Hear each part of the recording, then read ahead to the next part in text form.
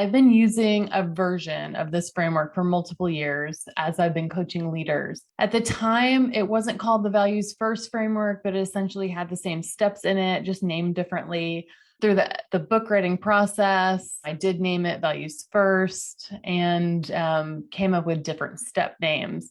And while we were editing the book, Lauren and we built the acronym around it. So it had been named the Values First framework, but Lauren and I had this very circular conversation one day about naming the steps of the framework. And we wanted it to start with a baseline of your values or clarity of values. And we went around and around with it until Lauren just looked at me and then at this flip chart and said, "Oh my goodness, what about this?" And for the step one, she simply wrote out values first, because that's what we start with. And that's the name of the framework.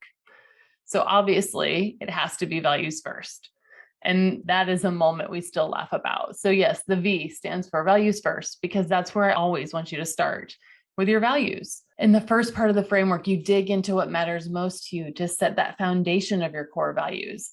In episode 1 of this podcast, I talk about how to find clarity in your values by answering a few open-ended prompts and then identifying themes, which will lead you towards 5 to 7 values. In the free Values First workbook, you can download that worksheet. And then you identified what living your values means to you in the I'm Living My Values 1 worksheet. And I love both of these exercises as the kind of foundation of this framework, because you get clarity on what's most important to you and you define it for yourself.